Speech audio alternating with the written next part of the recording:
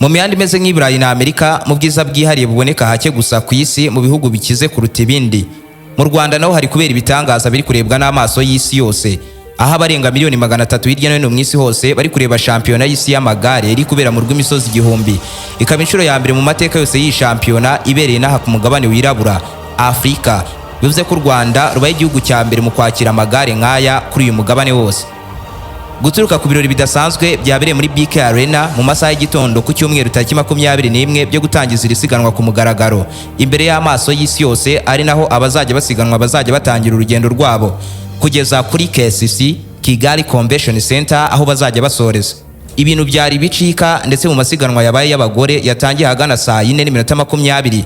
Twe tugiye kwinjiramo turebe tumwe mu dushya twaranze amasiganwa mu gace ka mbere k'isiganwa muri shampiyona y'isi y'amagare yabaye ku munsi wo ku cyumweru. Mu gihe buri wese arimo yibaza ngo ninde uri bwegukane umwanya wa mbere. Mbaye ikaze kuri umuyoboro mugari w'ibyegeranyo mu Rwanda. Nimba ari ubwa mbere uhageze, cyo usabwa no gukanda subscribe ugafungura insogera kugira ngo ukomeze gutungurwa no gusobanukirwa na byinshi cyane bimeze nk'ibicanganye kuri iyi sinzima dutuye. Ndi Aime Christian. Ikaze.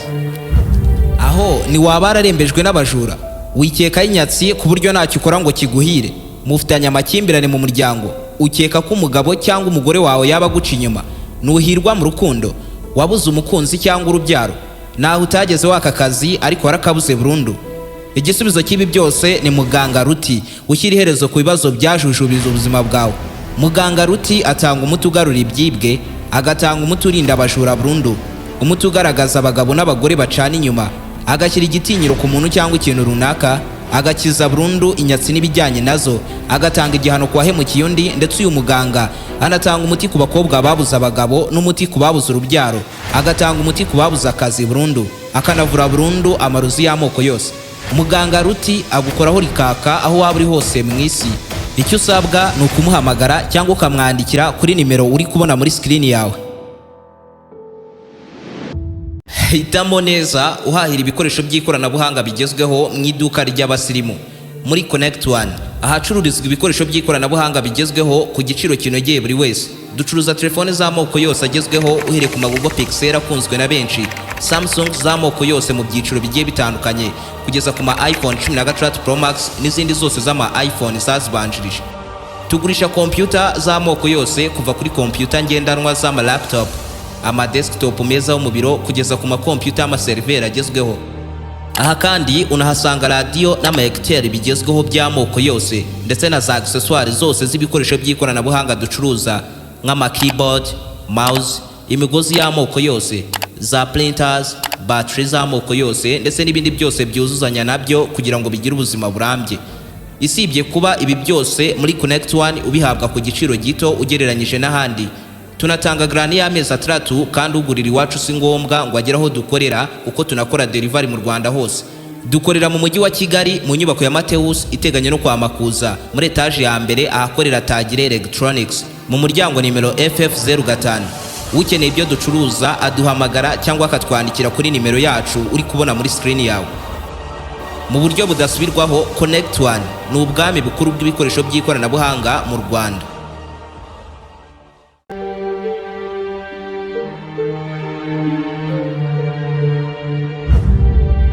Iri rushanwa rya shampiyona y'isi y'amagare 2025 ku nshuro ya mbere mu mateka ribereye ku mugabane wa Afrika. Mu bihugu birenga 50 bigize uyu mugabane haswemo ko Rwanda rwo ruzakira ino shampiyona muri uyu mwaka. U Rwanda rero rukaba rwarakiriye abakinnyi 918 bo mu bihugu 110 bazarushanwa amasiganwa 13 mu gihe cy'iminsi 8 kuva tariki 21 kugeza tariki 28 z'ukwezi kwa 9 uyu mwaka. Iyi shampiyona y'isi y'amagare igiye kuba ku nshuro 98 mu myaka 104 ishize, uko yatangiye gukinwa kuva mu 1927, ariko kuva icyo gihe cyose kugeza uyu munsi ni inshuro 12 ibire hanze y'umugabane w'Iburayi.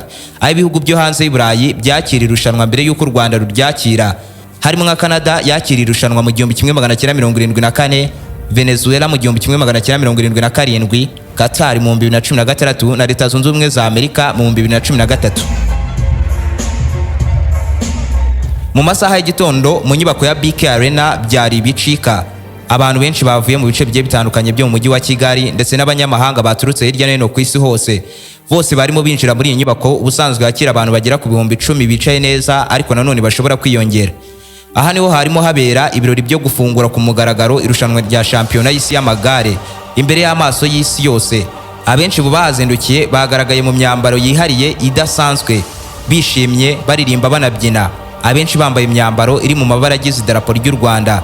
Abenshi banafite utudarapo duto mu ntoki barimo batuzunguza badushyira mu birere. Banafite imitaka bari muri iyi nyubako iri mu mabara yihariye. Mbega wabonaga ko ari ibintu byabaye bicika biryoshye cyane pe. Muri BK Arena hari hatatswe bidasanzwe nk'ahari hagiye gutangira isiganwa rirarebwa n'isi yose. Ibitangazamakuru mpuzamahanga byari bihafite abanyamakuru bagiye batandukanye ndetse na kompanyi zikomeye ku rwego mpuzamahanga nizacitswe kuko zari zamanitse ibyapa byamamaza. Ku cyumweru nk'umunsi wa mbere wa shampiyona y'isi y'amagare 2025 hakinwa amasiganwa abiri yakinwemo n'Abanyarwanda 4. Isiganwa rya mbere ryari ry'abagore basiganwe n'igihe ibyitwa ITT Individual Time Trial, aho buri wese abasiganwa abagenda wenyine maze hakaza kubarwa igihe buri umwe yagiye akoresha. Ku musozo hakabarwa buri gihe buri wese yagiye akoresha maze hagapangwa imyanya yabo y'uburyo bakurikiranye bahereye ku wakoresheje igihe gito kugeza ku watinze mu nzira ari nawe ubwo ufatwa nk'uwanyuma. Mu bagore basiganwe n'igihe barimo bagenda ibirometero 31 na metero 200 kuva kuri BK Arena ugera KCC Kigali Convention Center. Aya masiganwa y'abagore yo yarimo Abanyarwanda 2 gusa muri 44 basiganwe, aribo Nirere Saverine ndetse n'uwitwa Ingabire Diane. Abanyarwandakazi bombi basiganwe muri iri siganwa rya shampiyona y'isi y'amagare 2025 n'ubwa gatatu bari bitabiriye shampiyona y'isi y'amagare, aho kuva mu 2023, 2024 na 2025 Nirere Saverine yitabiriye iri siganwa, naho Ingabire Diane we yari yitabiriye mu mwaka wa 2022, 2023 ndetse na 2025. Aha aba bose rero bagaragaje ubumenyi budasanzwe bwihariye mu gusiganwa ku magare mu Rwanda hose. Kuko nka Nirere Saverine muri uyu mwaka n'ubundi yari yaratwaye isiganwa ryabereye muri Namibia ndetse nawe wari waratwaye shampiyona y'igihugu mu masiganwa y'abagore basiganwa n'igihe ITT. Naho Ingabire Diane we n'ubundi asanzwe akinira muri ekipi ikomeye cyane mu magare mu gihugu cy'Ubudage. Akaba yaratwaye shampiyona y'igihugu inshuro 3 zose zikurikiranye mu 2022, mu 2023 ndetse ni 2024. Saa 4:10 muri BK Arena Minisitiri Murakaza ndetse na David Lapetient uri mu bahagarariye abategurira isiganwa rya shampiyona y'isi y'amagare nibo batangije shampiyona y'isi y'amagare 2025. Kigali, are you there? Let me see your flags. Kigali, I don't feel you. Kigali, are you there? Minisitiri wa Siporo mu Rwanda Murakaza yavuze ko iki ari icyumweru cy'akataraboneka ndetse anaha ikaze abanyamahanga bitabirira irushanwa, aho yagize ati iki kigiye kuba icyumweru cy'imboneka rimwe. Mwese murakaza neza mu Rwanda muri shampiyona y'isi y'amagare 2025. Abanyakigali nimwe muzatuma iri rushanwa riba ryiza kurushaho binyuze mu gushyigikira abakinnyi aho banyura hose ndetse bakanakirwa neza. Yakomeje avuga ko igihugu cy'u Rwanda kiri gukora ibishoboka byose mu guteza imbere siporo mu byiciro byose. Ati n'ikimenyimenyi mu Rwanda niho hazakinirwa icyiciro cy'abagore batarengeje imyaka 23 ku nshuro ya mbere mu mateka yose y'iri rushanwa rya UCI. Naramutse Kigali, naramutse Rwanda.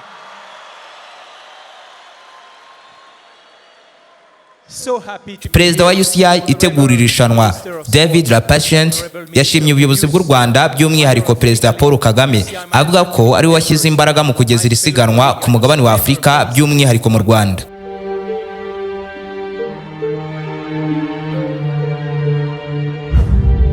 Nyuma y'imyaka 4 yo gutegereza kuva mu 2021 u Rwanda rubwirwa ko ruzakira shampiyona y'isi y'amagare mu 2025.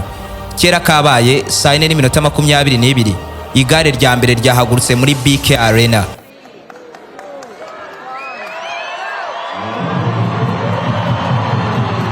Uwahagurutse bwa mbere ni Nirere Saverine, umunyarwandakazi akaba mushiki wa Ndayisenga Valence we wabiciye bigacika muri timu y'u Rwanda. Yahagurutse muri BK Arena saa 4:22 atangira urugendo rwe rwa kilometero 31 na metero 200 mu muhanda uva BK Arena ukomeza Rwahama, Kimironko kuri Simba Supermarket, kwa Sherlando, gukomeza Prince House, Sonatibe, Nyanza Kicukiro, gukomeza Gahanga, kugaruka Sonatibe, Rwandex, Mukanogo, Roundabout mu mujyi, Mukanogo, Medhill, bagaca kwa Minyone, bagakomeza ku Muvunyi, bagasoreza KCC, Kigali Convention Center.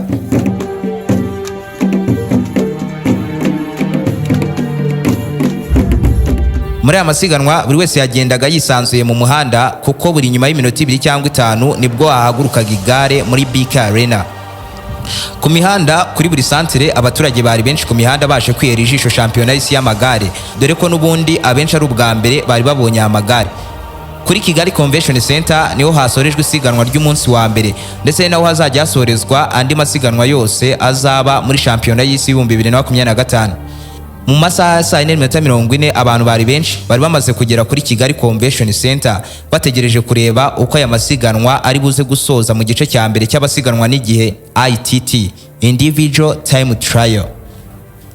Kimwe mu byari bitangaje nuko shampiyona y'isi y'amagare 2025 itarimo umwamikazi w'abasiganwa n'igihe umunya-Australia Grace Brown y'imyaka 33 ari nayo wegukanye isiganwa rya shampiyona y'isi y'umwaka wabanje 2024 yo yabereye Zurich, maze nyuma yo kuryegukana agahita asezera mu mpera z'uwo mwaka yuko atazongera gukina iyi shampiyona, ariyo mpamvu we ubu atari Kigali mu Rwanda.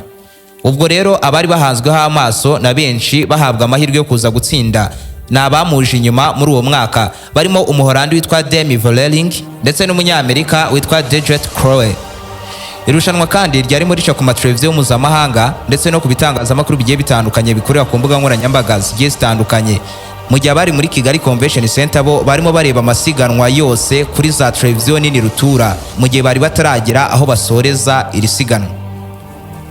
Buri nyuma y'iminota 2 muri BK Arena hahagurukaga irindi gare mu masiganwa naryo rikata ku muhanda, buri wese arwana n'igihe ngo arebe ko yakoresha igihe gito kuruta abandi bose.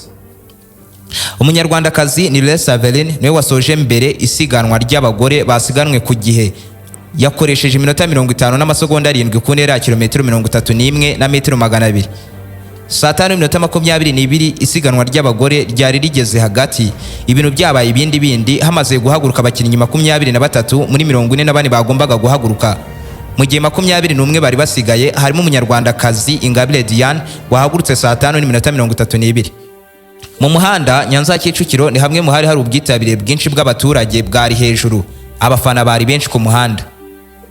Ahagana saa 5:44 umunyarwandakazi ni Saveline yakuye ku ntebe y'umukinnyi wari uyoboye abandi bose muri amasiganwa kuko yari yakoresheje iminota 50 n'amasegonda 7, mu gihe umutaliyani witwa Soraya Pladin kuva BK Arena agera kuri Kigali Convention Center yakoresheje iminota 48 n'amasegonda 56.